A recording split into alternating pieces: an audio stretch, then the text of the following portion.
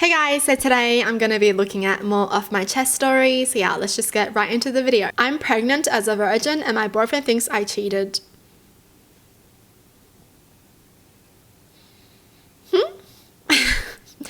That's a contradicting title. I am a virgin, so is my boyfriend. We're both young and neither of us are ready for sex. Personally, it's never been high on my radar, and from what he's told me, he's the same way. That being said, we've been together for a couple of years now, so things have still happened. I'd rather not go into detail on that, but you can get the picture. Think third base, I guess. Anyways, a couple of days ago, I went to the doctor because I've been feeling really sick lately. I did a urine test and finger prick and my doctor told me I was pregnant. Of course, I laughed at first because I thought she was joking, but no, I'm really pregnant. I kind of fell silent. She started talking about things like ultrasounds, prenatal vitamins, etc. But I cut her off and told her that it wasn't possible because I've never had sex, therefore have never conceived. She explained to me that very few women can get pregnant by intercourse, but it's still possible due to vagina anatomy or something. And I was, and still am, in complete and utter shock, so I kind of just left without any further explanation. I had driven myself because both of my parents work. I went straight to my boyfriend's house and he was the first person I told. I hadn't even texted or called in advance because I was crying, completely distraught. I don't know why, but it didn't even cross my mind that he would think I cheated. I would never do something like that. I explained everything to him about how we never technically had sex, but we got really close and stuff can happen. He seemed pretty lost until I eventually told him I was pregnant, which is when he rightfully got pissed at me because how the F does that happen without us having sex? I tried so hard to explain myself and assure him that I'd never do that ever. I told him I'd take a DNA test or something to prove that, but he didn't believe a word and made me go home. The last thing he told me was, I really trusted you. He looked like he was about to cry. Now I'm blocked on everything, so I can't text or call explaining myself. I'll respect his decision if he wants to break up, but I need him to know that I was never with anyone else. It's been killing me, knowing how hurt he must feel. Luckily, he hasn't told anyone that I'm pregnant, because I haven't even told my own parents yet, but he has told people that I cheated on him, and now I'm losing friends and everything's gone to shit. This was already the worst, lowest point of my life, and it seems to be getting worse. I've basically locked myself in my room and I feel so depressed. I just need him to know. Damn. I mean, I understand why the boyfriend is angry though, because seriously, that is the first thing someone would think about if they're not dumb, right? You're pregnant, but we never had sex, you cheated on me. Obviously, like that's the right thing to think, right?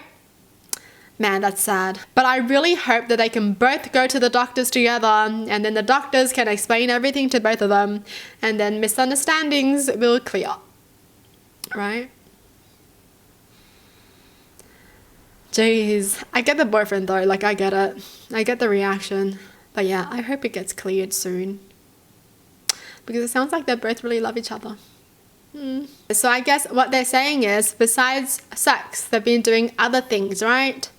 And then, you know, things happen and then accidents, you know. I don't know, honestly, but that's what I'm assuming, you know. I accidentally found out I am adopted and now my dad is threatening to sue me.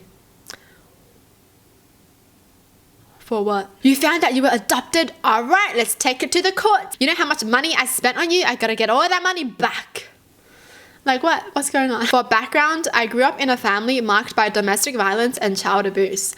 My father, Hank, fake name, used to hit my mother until one day I was old enough and I stepped in front of him. From that day forward, he took out all his anger on me and my mother was all too ready to let him. He's been arrested for domestic violence and we moved around every 2 to 3 years. Once CPS in our new area was called. When I was little, I used to beg my mum to leave him, but she would always remind me that she had 3 kids, me and my 2 younger brothers.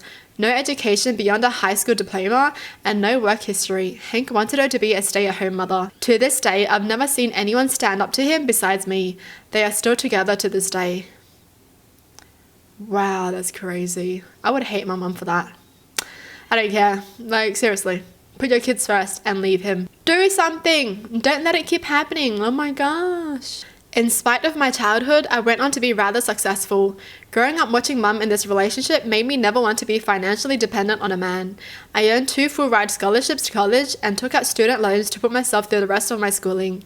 I am now a doctor with a large practice living 1,000 miles away from them, and I have been in no contact with Hank for almost 10 years, except for recent events. Ever since the pandemic, the need for services in my line of work has been unprecedented, and I've been hiring pretty much non-stop since 2020. There's a shortage of available providers in my area, and it's been tough finding qualified people to hire.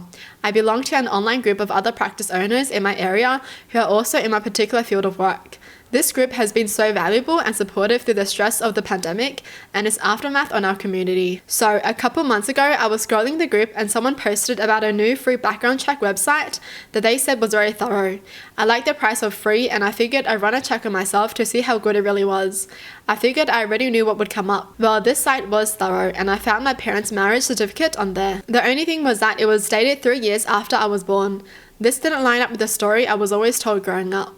For reference, my parents had always told me that they were high school sweethearts and got married right after graduation and had me 1 year later.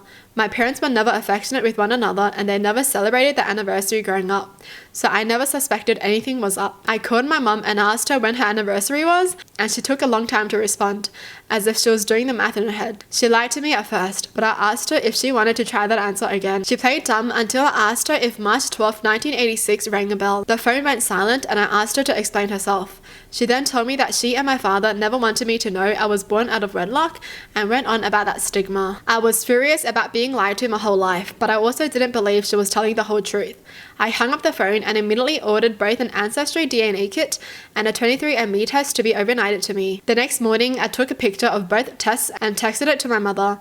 I told her I was too angry to talk with her just yet, and asked her to schedule a phone call with her that Friday. I told her that would be her only opportunity to come clean, and if I found out she was keeping any more lies from me after that, I would have to reconsider having a relationship with her at that time. Friday came and we had our phone call.